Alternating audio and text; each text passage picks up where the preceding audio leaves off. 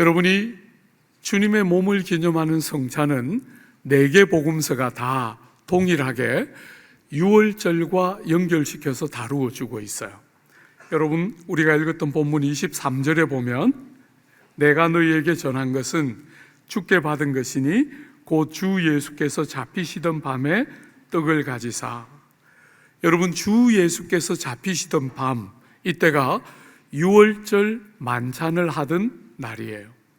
여러분들이 잘 아는 제후의 만찬이라고 알려져 있는 그 제후의 만찬을 하던 그 식사 중에 주님이 성찬 예식을 제정하십니다. 우리가 오늘 하게 될 이 떡과 잔을 주님이 제정하시면서 뭐라 그러시는지 한번 눈여겨보십시오. 여러분, 24절에 떡을 가지사 축사하시고 떼어 이르시되 이것은 너희를 위하는 내 몸이니 이것을 행하여 나를 기념하라 하시고, 여러분, 주님께서 내 몸을 상징한다 이렇게 말하지 않으시고 내 몸이 될 것이다 이렇게 말하지 않으시고 이것은 내 몸이다 하면서 떡을 떼주셨어요. 여러분이 아시는 것처럼 이 주님의 몸은 잠시 후에 매맞고 채찍맞고 십자가에 달려서 찢어지는 몸이에요. 그죠?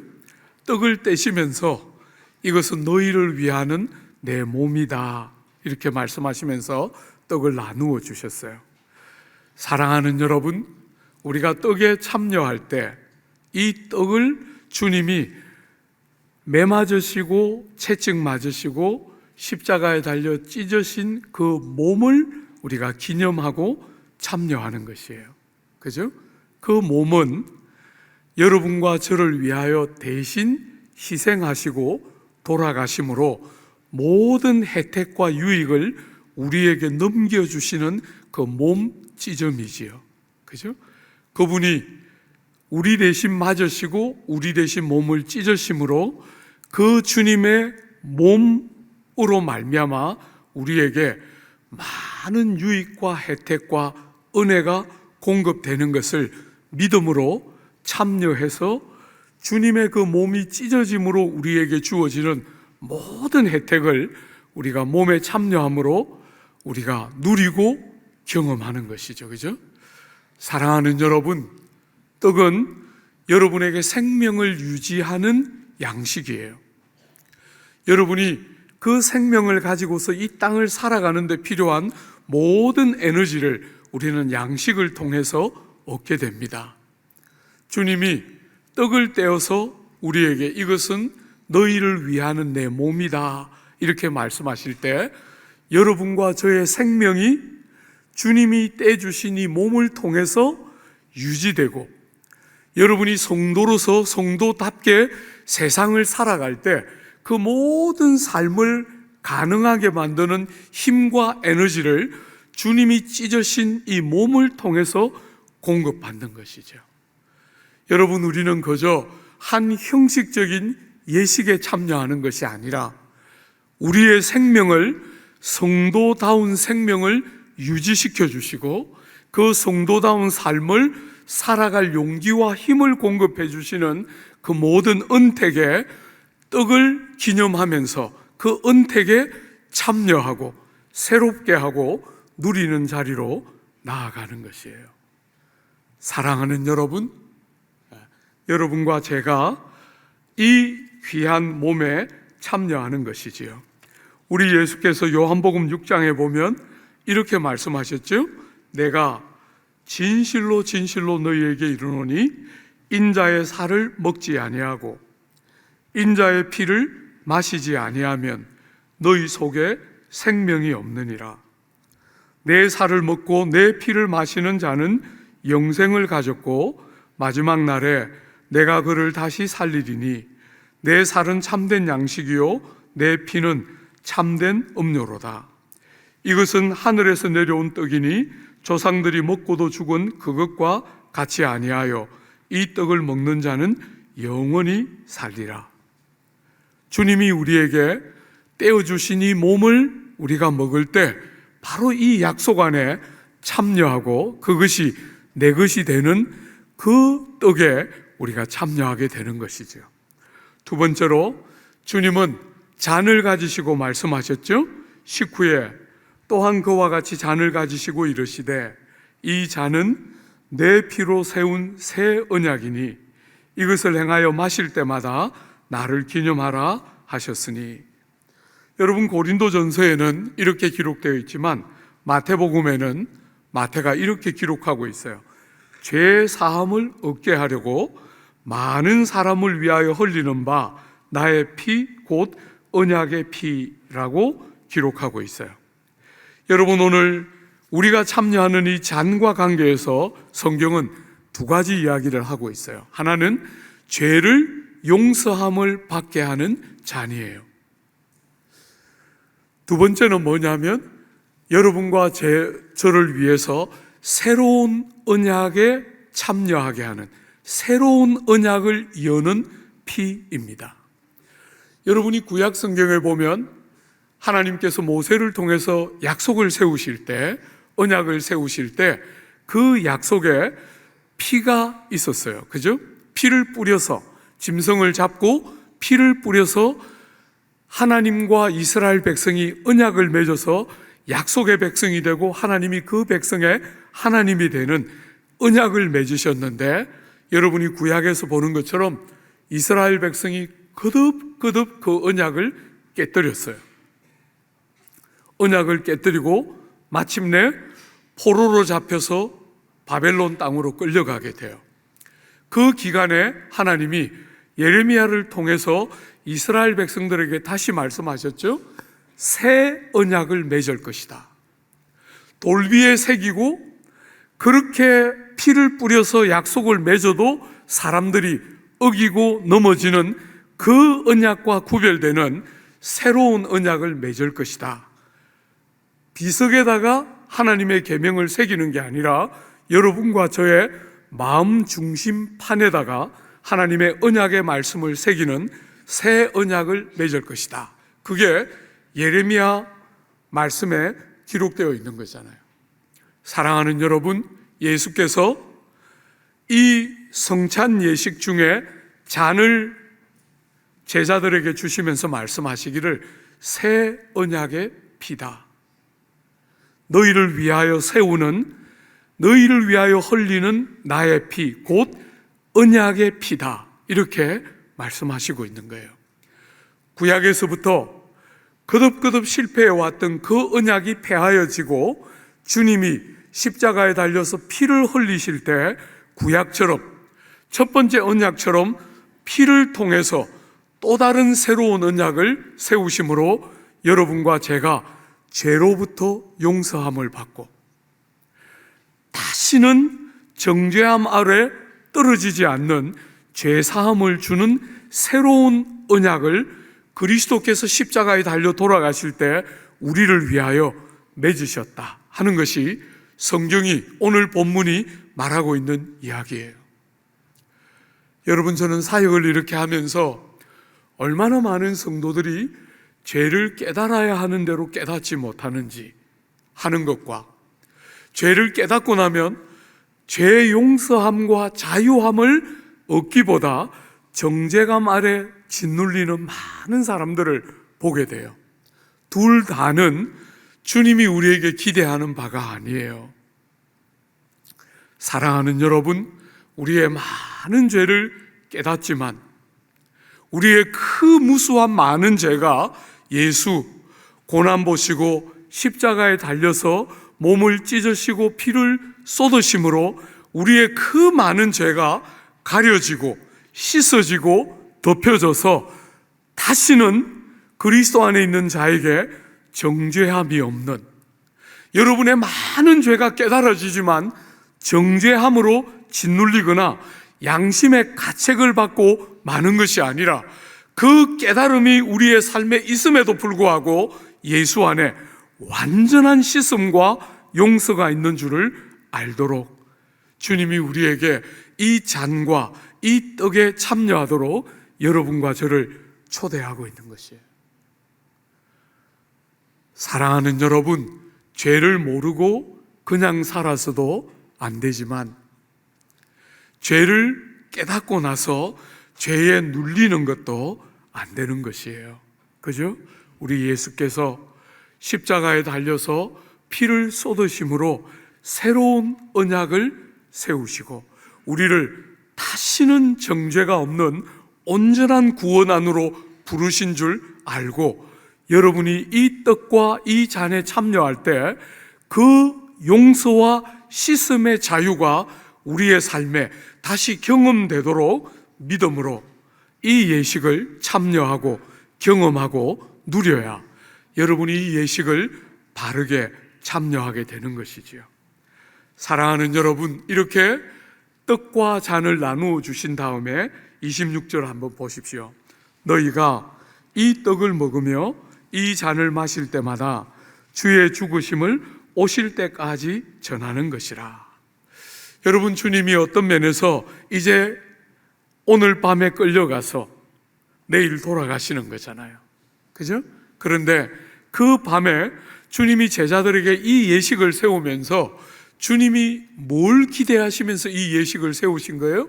주님의 죽으심을, 그분이 다시 오실 때까지 기억하도록 이 예식을 세우고 있다는 거예요. 여러분, 주님께서 얼마나 많은 기적과 권능을 행하셨습니까?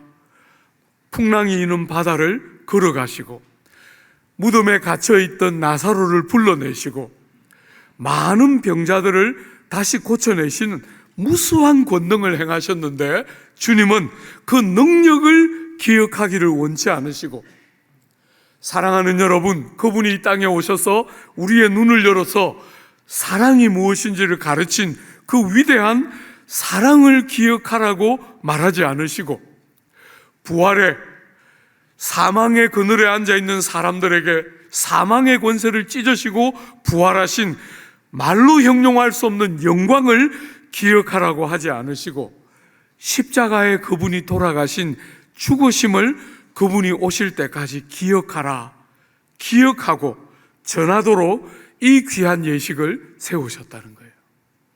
여러분과 제가 주님의 떡과 주님의 잔에 참여하면서 우리가 뭘 주님 오실 때까지 기억하기를 원하신다고요?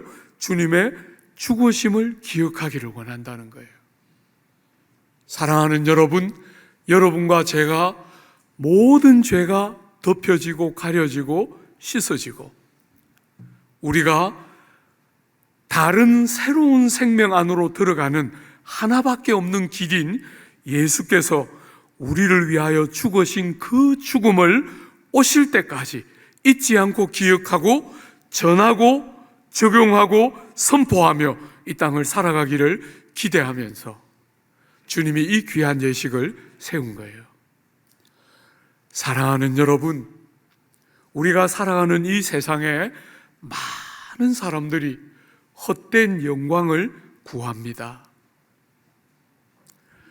세상은 여러분과 저에게 절대로 눈물과 아픔과 이 땅의 질고와 실패와 많은 고통들에 대해서 직면하게 하지 않고, 이 땅은 끝없이 여러분과 저에게 성공이 있고 형통함이 있고 잘 되는 것이 있고 고난이 없이 빨리 어딘가에 도착하는 길이 있다고 세상은 끝없이 외치지만, 우리 예수, 이 땅에 오셔서 우리를 위하여 사시고 돌아가신 그 귀한 예수님은 이런 세상 속을 사는 우리에게 헛된 영광을 구하는 것이 아니라 주님의 돌아가심, 우리를 위하여 주님의 죽으심을 주님이 오실 때까지 기억하고 참여하고 그 주님의 오심을 전하는 사람들이 되도록 우리에게 세상과 다른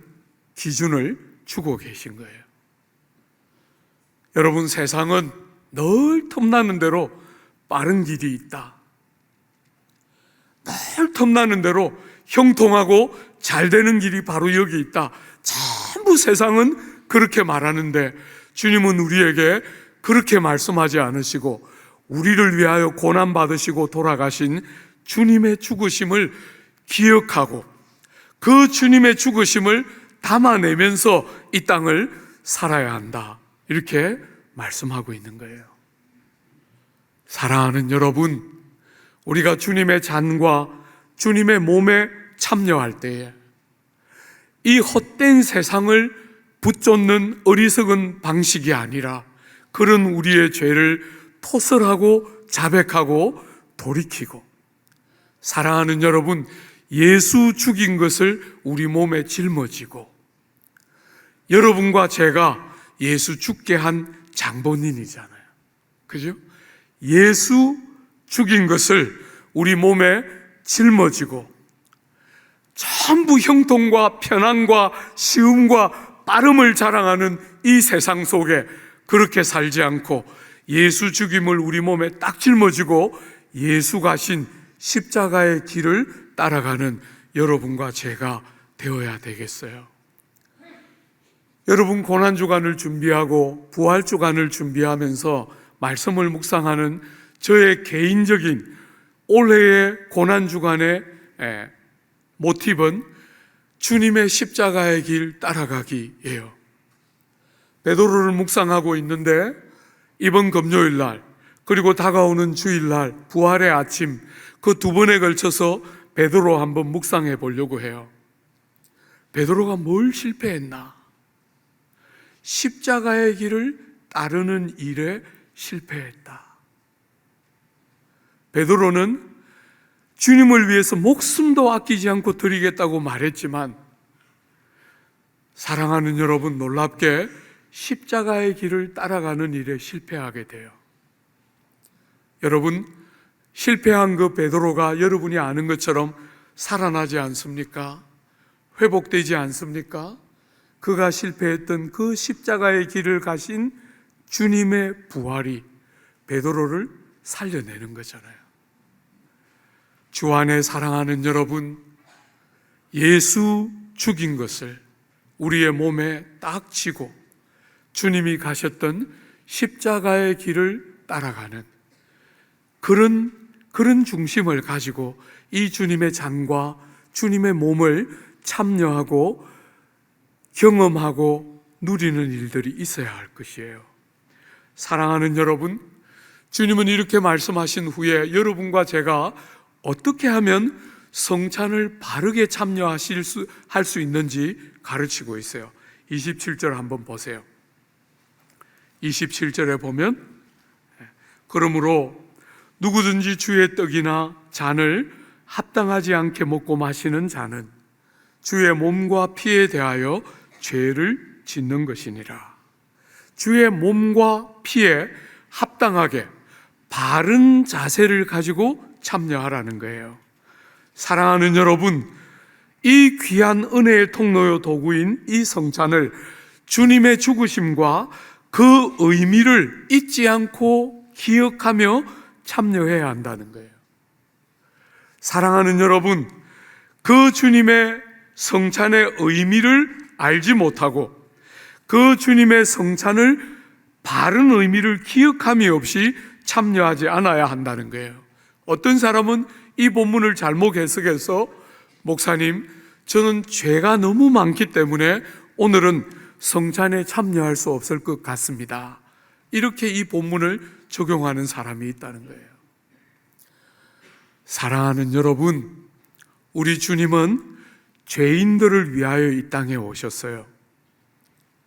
여러분과 저의 죄를 우리 스스로의 힘으로 해소시키고 이겨낼 수 없는 죄를 용서하기 위해서 이 땅에 오시고 모진 고난을 보시고 십자가에 달려서 몸을 찢으시고 피를 쏟으신 것은 죄를 용서받는 은혜의 문을 열기 위함이에요. 그러므로 죄가 많아서 이 귀한 예식에 참여할 수 없다 하는 것은 이 예식의 참된 의미를 모르고 있는 것이지요.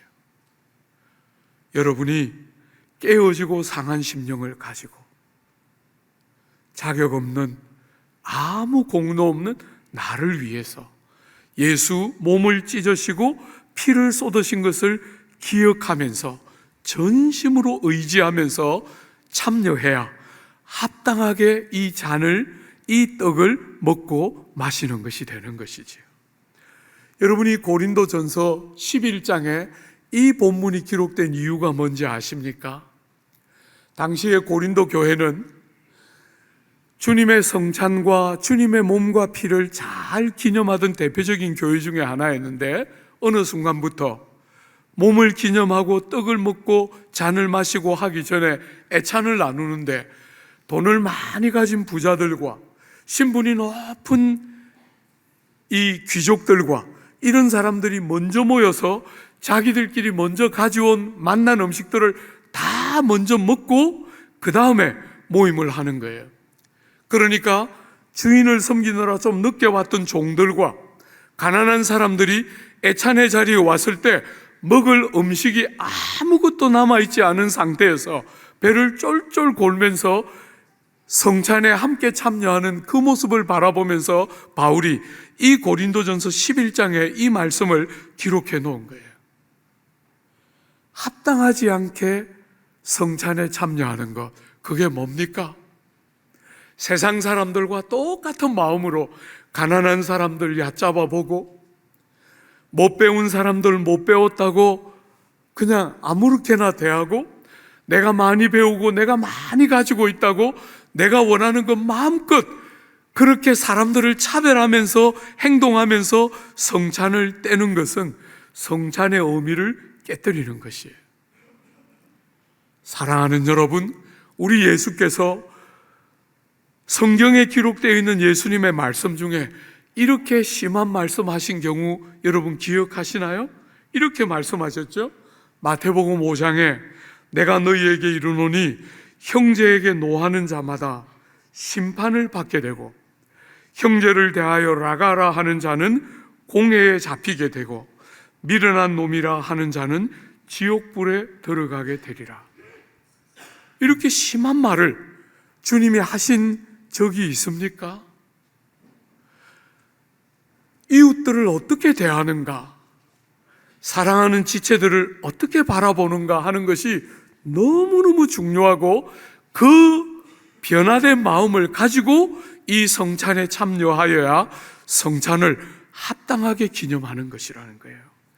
너희가 각각 중심으로 형제를 용서하지 아니하면 내 전부께서도 너희에게 이와 같이 하시리라.